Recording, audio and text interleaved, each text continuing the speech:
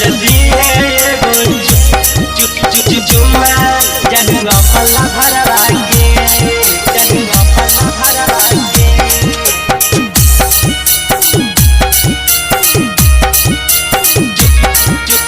चुम्मा जनुआ पल्ला भरवा के जनुआ पल्ला भरवा के। रिकॉर्डिंग बाय खुशहाली म्यूजिक स्टूडियो। तोरे गौवा में अलियो बराती हम अपन यारवा के अजदी है ये गो किस जनुआ पल्ला भरवा के अजदी है ये गो चुम्मा जनुआ पल्ला भरवा के।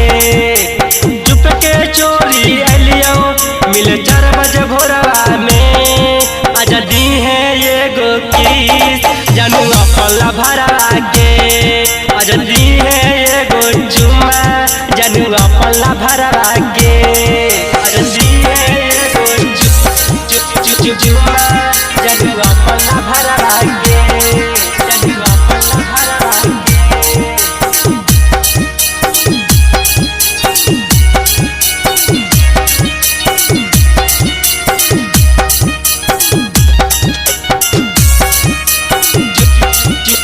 चुम्मा जनुआ पल्ला भरवा के जनुआ पल्ला भरवा के। लगा के लिपस्टिक के माथे पर बिंदिया पहनी के यहाँ पाया लागे मिलले बिना मन तो नहीं तोरैला भरवा गे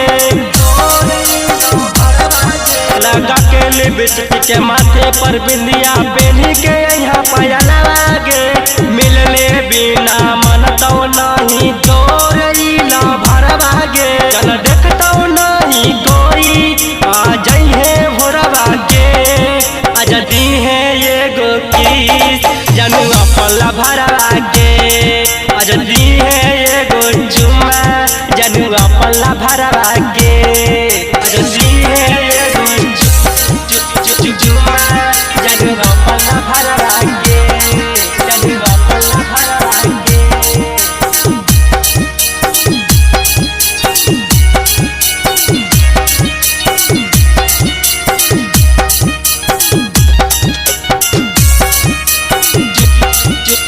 चुम्मा जनुआ पल्ला भरवा के जनुआ पल्ला भरवा के। करहियो प्यार जानू मानिले हमर कहना गे तोरे पियावा बनतव सोना पावन केसरी सजनवा गे पावन केसरी सजनवा गे।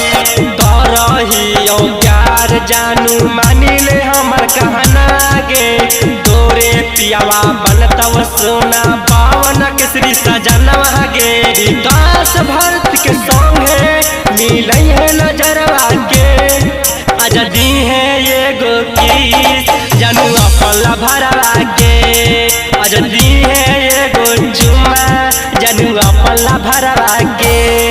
तोरे गौवा में अलियो बराती हम अपन यारवा के अजदी है ये गो किस जनुआ पल्ला भरवा के अजदी है ये गो चुम्मा जनुआ पल्ला भरवा के।